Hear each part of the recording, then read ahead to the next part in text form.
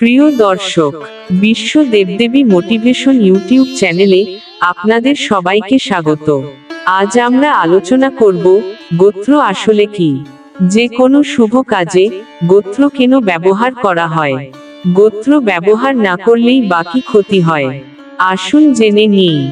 গোত্র শব্দটি সংস্কৃত থেকে এসেছে, যার অর্থ এক ধরনের বংশগত বা রক্ত সম্পর্কিত পরিচয়। হিন্দু শাস্ত্রে, বিশেষ করে ব্রাহ্মণ, ক্ষত্রিয় ও বৈশ্য সম্প্রদায়ের মধ্যে গোত্র ব্যবস্থার প্রচলন রয়েছে। এটি সাধারণত পূর্বপুরুষদের নাম অনুসারে নির্ধারিত হয় এবং একই গোত্রের ব্যক্তিদের মধ্যে বিবাহ নিষিদ্ধ বলে মনে করা হয়। শুভ কাজে গোত্র ব্যবহার করা হয়, তার কারণ ধর্মীয় ও সামাজিক বিশ্বাস অনুযায়ী শুভ কাজ যেমন পুজো, বিবাহ, যজ্ঞ বা অন্যান্য ধর্মীয় অনুষ্ঠানে গোত্র বলা হয়। এই সমস্ত শুভ কাজ করার আগে আমরা আমাদের পূর্বপুরুষদের স্মরণ করি, তাই গোত্র ব্যবহার করা হয়। গোত্র ব্যবহার করা মানে পূর্বপুরুষদের সম্মান জানানো। মনে করা হয় যে পূর্বপুরুষদের আশীর্বাদ লাভ করা যায়। সনাতন শাস্ত্রের নির্দেশনা, বৈদিক অনুষ্ঠানে গোত্র উচ্চারণ করা ঐতিহ্যগত রীতি। ধর্মীয় পরিচয় বজায় রাখা, এটি ব্যক্তির ধর্মীয় ও পারিবারিক পরিচয় প্রকাশ করে।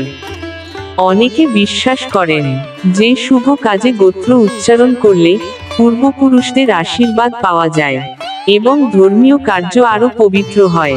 তবে এটি একান্তই বিশ্বাসের বিষয় এবং প্রত্যক্ষ প্রভাব বৈজ্ঞানিকভাবে প্রমাণিত নয়।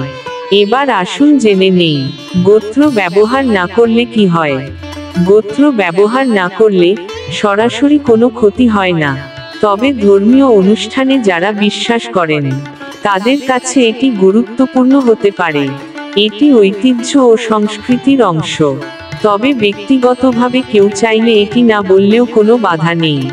আপনি যদি ধর্মীয় দৃষ্টিকোণ থেকে এটি জানতে চান, তাহলে এটি একান্তই বিশ্বাস ও ঐতিহ্যের বিষয়। হিন্দু সমাজে প্রচুর গোত্র রয়েছে, যা মূলত বৈদিক ঋষিদের নামানুসারে গঠিত হয়েছে। সাধারণত গোত্র ব্যবস্থা প্রধানত ব্রাহ্মণ, ক্ষত্রিয়, বৈশ্য ও কিছু অন্যান্য সম্প্রদায়ের মধ্যে প্রচলিত। মূল 7 ঋষির সপ্তর্ষি থেকে উদ্ভূত প্রধান গোত্র: 1. ভরদ্বাজ, 2. কশ্যপ, 3. অত্রি, 4. বিশ্বামিত্র, 5. গৌতম, 6. ভৃগু বা জামদগ্ন, 7. বশিষ্ঠ। আরও অন্যান্য কিছু গোত্র রয়েছে, সেগুলো আপনাদের সামনে তুলে ধরলাম। অন্যান্য কিছু প্রচলিত গোত্র: আগাস্ত্য, শাণ্ডিল্য, মারিচ, গার্গ্য, পারাশর, দ্রোণ, মৈত্রেয়, সৌম্য, মুদ্রগল। হিন্দু সমাজে বিভিন্ন অঞ্চলে বিভিন্ন গোত্র প্রচলিত আছে এবং অনেক সময় বংশ পরম্পরায় নতুন উপগোত্রও সৃষ্টি হয়।